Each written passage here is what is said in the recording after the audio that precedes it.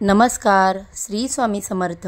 मी शर्मिला माझ्या या यूट्यूब चॅनलमध्ये माझ्या सगळ्या गोड यूट्यूब फॅमिलीचं अगदी मनापासून स्वागत करते। आजचा दिवस तुम्हाला खूप छान सुखाचा, समाधानाचा आणि आनंदाचा जाओ। तुमच्या मनातील सगळ्या चांगल्या इच्छा स्वामी महाराज पूर्ण करो हीच महाराजांच्या चरणी प्रार्थना करते आणि आपल्या आजच्या या नवीन व्हिडिओला सुरुवात करते। आज 18 ऑक्टोबर वार शनिवार आणि आज आलेली आहे धनत्रयोदशी। दिवाळीच्या अगोदर धनत्रयोदशी हा सण साजरा केला जातो। दरवर्षी अश्विन शुद्ध पक्षातील त्रयोदशीला हा सण साजरा केला जातो। या दिवशी मृत्यूची देवता यमराज, धनदेवता कुबेर, देवी लक्ष्मी आणि भगवान धन्वंतरी यांची पूजा केली जाते। धार्मिक मान्यतेनुसार या दिवशी समुद्र मंथनातून धन्वंतरी अमृत कलश घेऊन प्रकट झाले होते आणि म्हणूनच आपल्या कुटुंबाला उत्तम आरोग्य मिळावं म्हणून भगवान धन्वंतरीची पूजा या दिवशी केली जाते आणि म्हणूनच धनत्रयोदशीचं महत्त्व हे खूप खास आहे। धनत्रयोदशीला विकत घेतलेल्या संपत्तीमध्ये 13 पटीने वाढ होते आणि म्हणूनच या दिवशी सोनं, चांदी, भांडी, वाहनं, हिरे, मोती, जागा, इलेक्ट्रॉनिक वस्तू किंवा इतर कोणत्याही वस्तू ज्या असतात त्या खरेदी करतात। या दिवशी वस्तू खरेदी करणे अत्यंत शुभ मानले जाते। धनत्रयोदशीला बघा धण्याचं महत्त्व खूप आहे। धन हे धनाचं प्रतीक मानलं जातं म्हणून अनेक जण यापेक्षा सोन्या चांदीपेक्षा मौल्यवान असं धने खरेदी करत असतात। या दिवशी मृत्यूदेवता यमाची सुद्धा पूजा केली जाते। संध्याकाळी दक्षिण दिशेला चौमुखी यमदीपक लावला जातो। ज्योतिषशास्त्रानुसार दक्षिण दिशा ही यमाची दिशा मानली जाते आणि जर आपण या दिवशी यमासाठी हा दिवा लावला तर आपल्या कुटुंबावर कधीही अकाली मृत्यूचे संकट येणार नाही म्हणून प्रत्येक घरामध्ये यमदीपदान हे नक्की केले जाते। त्याचबरोबर बघा देवी लक्ष्मीची कृपा प्राप्त व्हावी यासाठी मोठ्या भक्तिभावाने देवी लक्ष्मीची देखील पूजा केली जाते। तसेच बघा या दिवशी ज्योतिषशास्त्रामध्ये असे काही उपाय सांगितले गेले आहेत। ते उपाय जर आपण केले तर आपल्या आर्थिक समस्या दूर होतात। देवी लक्ष्मीचा कृपा आशीर्वाद आपल्याला प्राप्त होतो। देवी लक्ष्मीची कृपा आपल्या घरावरती सदैव राहते आणि म्हणून आज या व्हिडिओमध्ये मी तुम्हाला एक अतिशय प्रभावी असा उपाय सांगणार आहे। उद्या शनिवार धनत्रयोदशीला काही नाही केलं तरी चालेल परंतु अन्नपूर्णा देवीला अर्पण करा ही एक वस्तू। एका रात्रीत आयुष्याचं सोनं होईल। 7 पिढ्यांचे दारिद्र्य नष्ट होईल। पुढील 33 वर्ष धनधान्य, संपत्ती, पैसा कमी पडणार नाही। तर अशी कोणती वस्तू अन्नपूर्णा देवीला अर्पण करायची आहे, कोणत्या वेळेत अर्पण करायची आहे याबद्दलची संपूर्ण माहिती आज या व्हिडिओमध्ये मी तुमच्यासोबत शेअर करणार आहे। त्यामुळे व्हिडिओ स्किप न करता शेवटपर्यंत पहा। चॅनलवरती पहिल्यांदा नवीन आला असाल तर व्हिडिओला लाईक करा, चॅनलला सबस्क्राईब करा आणि असेच माहितीपूर्ण नवनवीन व्हिडिओ पाहण्यासाठी बेल आयकॉनला प्रेस करा। आज या व्हिडिओमध्ये मी तुम्हाला जो उपाय सांगणार आहे तो तुम्ही सकाळी, दुपारी, संध्याकाळी कधीही करू शकता तुमच्या वेळेनुसार। सकाळपासून ते संध्याकाळपर्यंत तुम्हाला जेव्हा केव्हा शक्य होईल तेव्हा तुम्ही ही एक वस्तू अन्नपूर्णा देवीला अर्पण करायची आहे। आपण प्रत्येक वारानुसार त्या देवतांची सेवा, पूजा, उपासना करत असतो, उपाय करत असतो। त्याचप्रमाणे आपल्या प्रत्येकाच्या घरामध्ये अन्नपूर्णा देवीची मूर्ती ही असतेच आणि ज्या घरामध्ये अन्नपूर्णा देवीची मूर्ती असते तर ते घर नेहमी धनधान्य आणि संपत्तीनं, पैशांनी, ऐश्वर्याने भरलेलं असतं आणि धनत्रयोदशी हा दिवस लक्ष्मी प्राप्तीसाठी, धनसंपत्ती, वैभव प्राप्ती करण्यासाठी खूप महत्त्वाचा मानला जातो।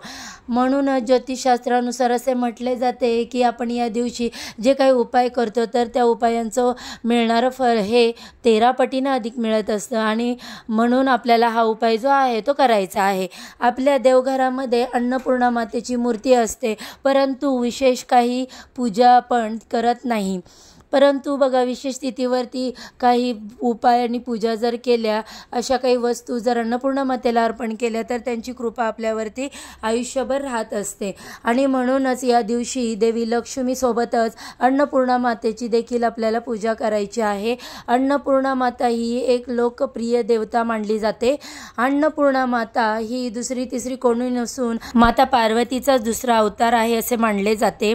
आपल्या हिंदू धर्मामध्ये जेव्हा मुलीचं लग्न होतं तेव्हा मुलगी सासरी जाताना तिला आई वडील अन्नपूर्णा मातेची मूर्ती ही देतात. आणि कारण बघा, ती मुलगी ज्या घरात जाईल त्या घरामध्ये अन्नपूर्णा मातेच्या स्वरूपात जाईल. तिच्या कृपेने घरामध्ये धनधान्य संपत्ती ऐश्वर अगदी भरभरून राहावं म्हणून अन्नपूर्णा देवीची मूर्ती त्या मुलीसोबत दिली जाते. आणि म्हणून आपल्या घरामध्ये सुद्धा धन संपत्ती ऐश्वर हे प्राप्त व्हावे, टिकून राहावे यासाठी आपल्याला धनत्रयोदशीच्या दिवशी आज हा उपाय करायचा आहे.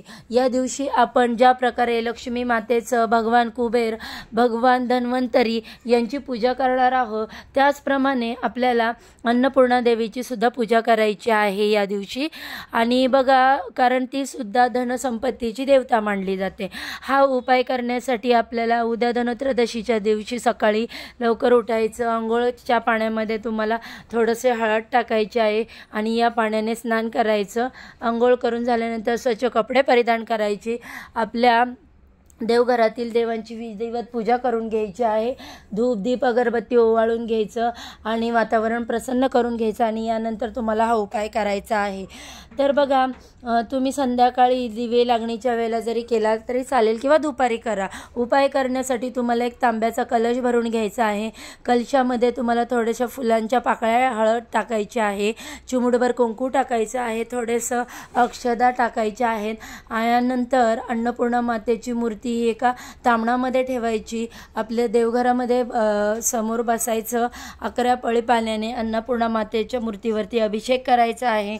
अभिषेक करत असताना ओम अन्नपूर्णा देवे नमः किंवा अन्नपूर्णा स्तोत्र पठण करू शकता. 11 पळी पाण्याने अभिषेक केल्यावर 11 पळी शुद्ध पाण्याने अभिषेक करायचा. मूर्ती स्वच्छ पुसून काढायची. यानंतर एक खोलगट वाटी घ्यायची किंवा मग तुम्ही प्लेट घेतली तरी चालेल.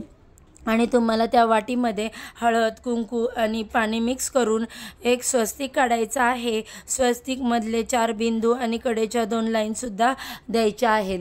यानंतर स्वस्तिकला हळद, कुंकू, अक्षदा अर्पण करायच्या आणि त्या स्वस्तिकवरती अन्नपूर्णा मातेची जी मूर्ती आहे ती ठेवायची आहे. यानंतर अन्नपूर्णा मातेला तुम्हाला हळदी कुंकू लावायचं, अक्षदा अर्पण करायचं, फूल अर्पण करायचं. आणि एका वाटीमध्ये तुम्हाला धणे घ्यायचे आहेत, अखंड धणे घ्यायचे आहेत. धण्याची डाळ तुम्हाला घ्यायची नाही. धणे हे आपण मसाल्यामध्ये वापरतो. धनत्रयोदशीच्या दिवशी सोन्या चांदीपेक्षाही मौल्यवान असे धणे मानले जातात. म्हणून या दिवशी अनेक जण धणे खरेदी करून त्या धण्याची पूजा करत असतात. म्हणून धणे आपल्याला एका वाटीमध्ये घ्यायचे आहेत.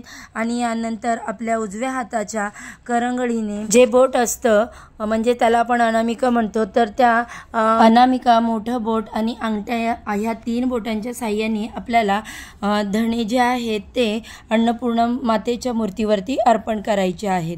हे धणे आपल्याला एवढे अर्पण करायचे जे मातेच्या खांद्यापर्यंत येतील असे करायचे.